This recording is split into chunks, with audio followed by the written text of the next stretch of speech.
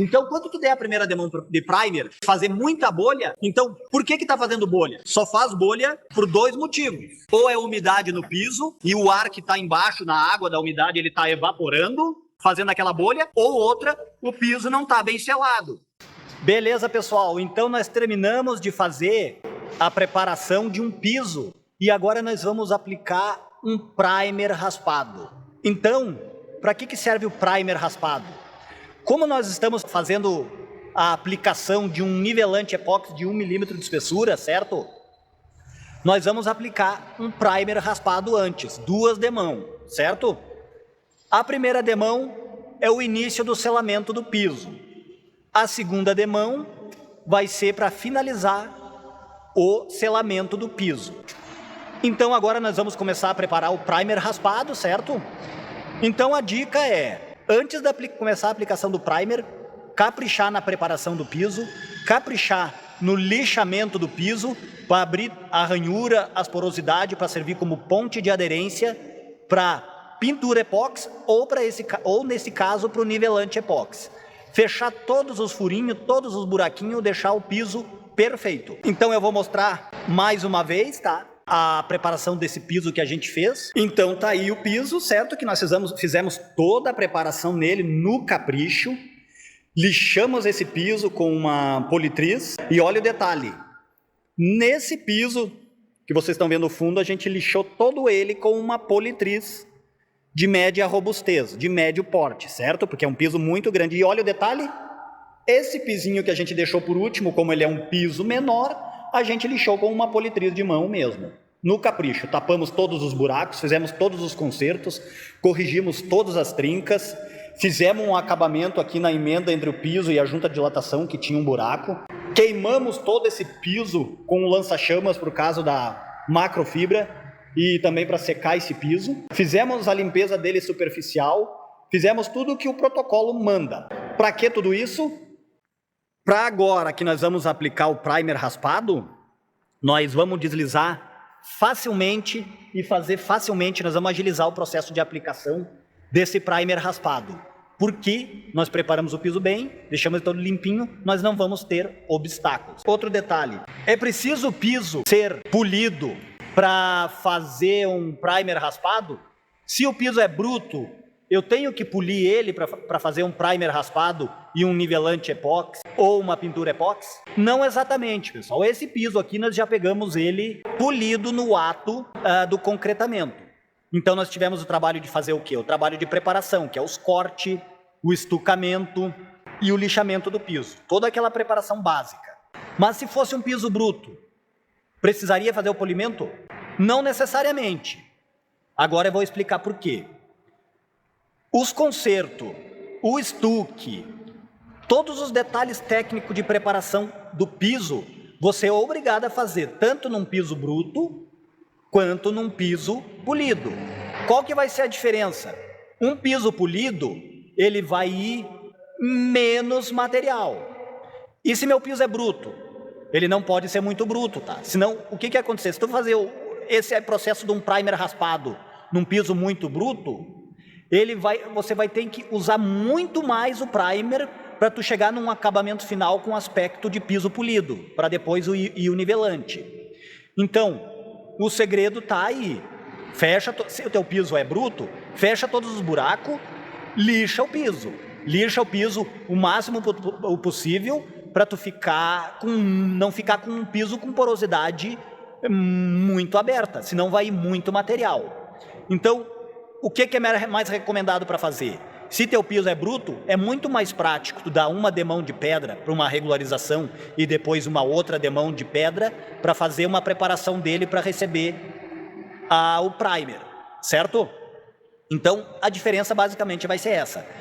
Enfim, resumindo, tanto num piso bruto quanto num piso polido, o acabamento do primer vai ter que ficar fechadinho, com a porosidade 100% fechada.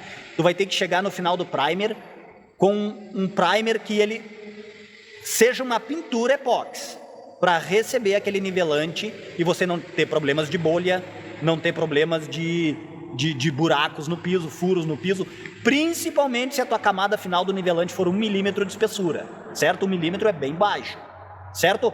Então a diferença é essa.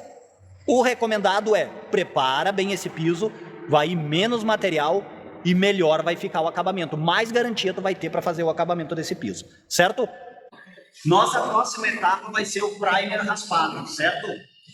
Então, qual que é o macete que eu vou passar para vocês aqui, que eu entendo como fundamental, principalmente quando vocês vão aplicar um nivelante em cima? Porque geralmente o autonivelante ele é 100% de sólidos, ele é bem sensível a alguns detalhes, certo? Mas principalmente quando for o autonivelante, o macete é: fecha o máximo de buraco que tiver no piso.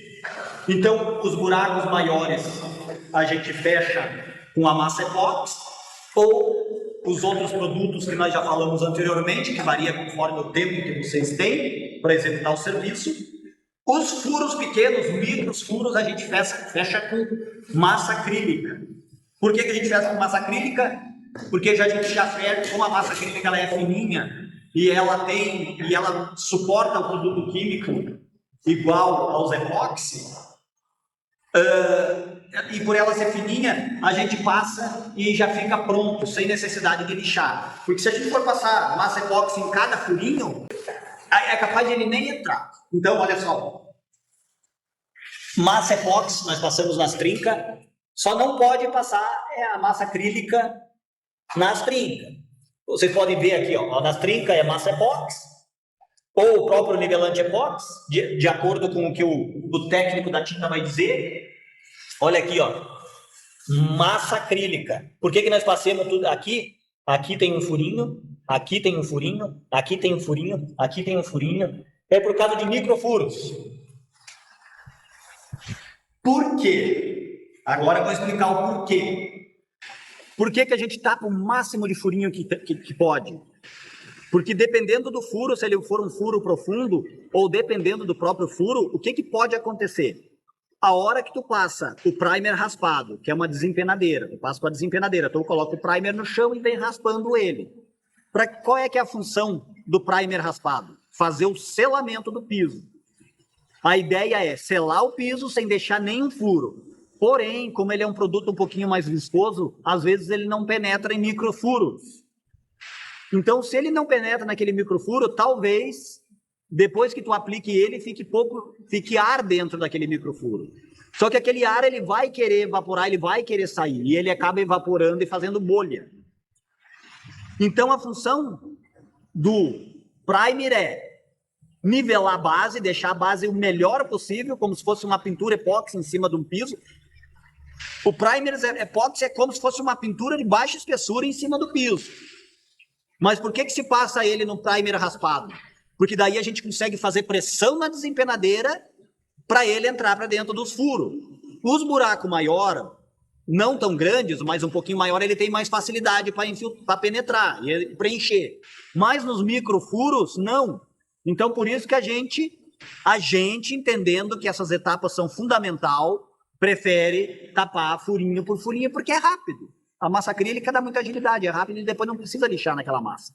Entendeu, pessoal? Então, essas aqui são as etapas principais.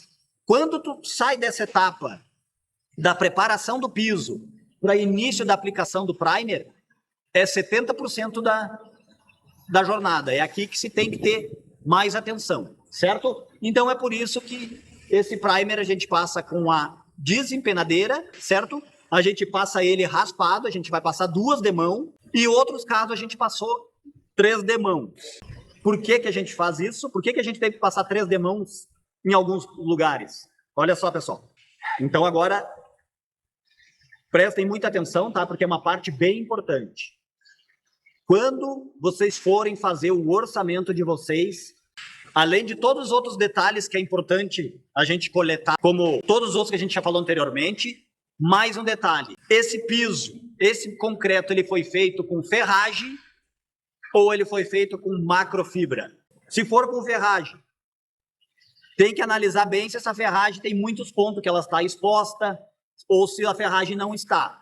Se não tem ferragem exposta, é sinal de que o trabalho está bem feito e são sintomas de que vai ser bem menos trabalhoso. Se tu vê que tem ferragem exposta, já leva isso em consideração na hora de fazer o orçamento, porque depois lá tu vai ter que cortar, tu vai ter o piso naquela região, tu vai ter que fazer esse trabalho que a gente fez ali, tu vai ter que cortar na volta da ferragem, cortar o ferro, arrancar fora, quebrar, preencher com a massa epóxi ou uma outra massa que você escolher para o teu plano de pintura. Então, leva isso lá em consideração. E se for macrofibra? Pisos com macrofibra são mais complicados. Esse piso aqui foi todo em macrofibra. A macrofibra ela tem um problema o seguinte, ela fica muita macrofibra exposta sobre o piso. Então, além de lixar esse piso, de fazer toda a preparação e lixar, tem que queimar a macrofibra. Por isso que a gente usa também o lança-chama. A gente queima todo o piso. Nesse caso aqui, antes de aplicar o primer raspado e depois de fazer a limpeza nele, nós vamos passar o lança-chama em todo ele. Para quê? Para queimar toda a macrofibra que tiver e já aproveitar e dar uma secada no piso. Mas mesmo assim, dependendo do setor, do pano que tu estiver fazendo, tem uns que tem muitas macrofibras, tem outros que tem menos exposta. Então, se não fazer essa preparação agora bem feita, e mesmo fazendo bem feito, o que vai acontecer? Na hora do primer, na hora de passar a primeira demão de primer, a gente vai ver se fez bolhas. Se fez bolhas depois de aplicar o primer, aí tem que parar para pensar em o quê? Por que fez as bolhas? Não é normal fazer bolha depois da primeira demão?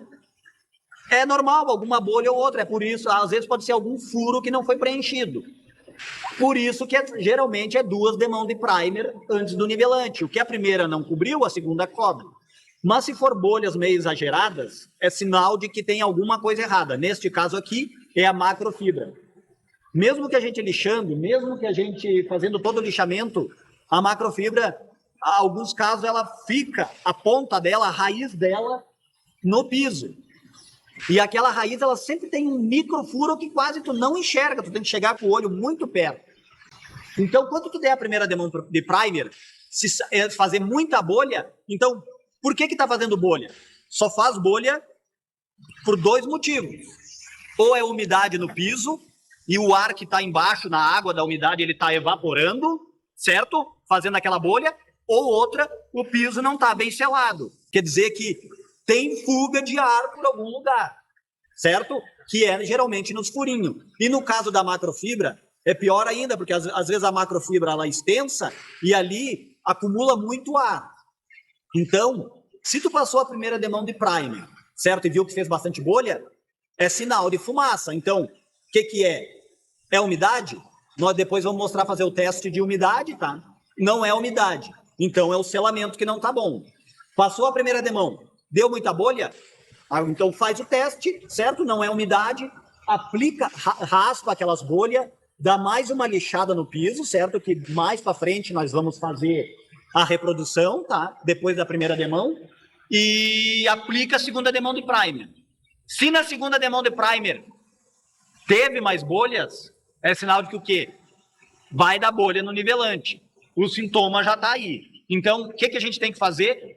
É sinal de que, nesse caso, não era umidade, que aconteceu para nós, que a gente fez os testes, era macrofibra.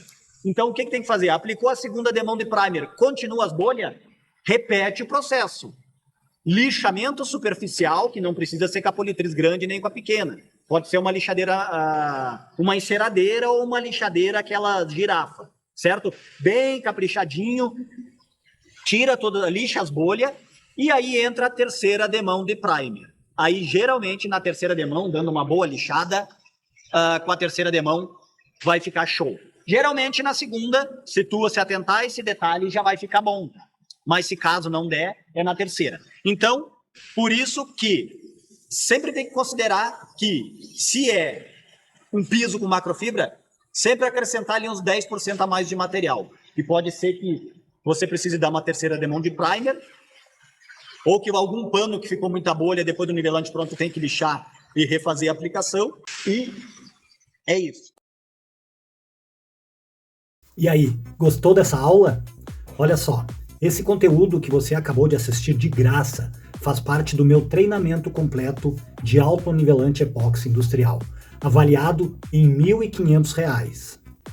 Eu estou liberando essas aulas aqui no YouTube gratuitamente, porque meu objetivo é ajudar quem quer se qualificar a entender de verdade desse mercado.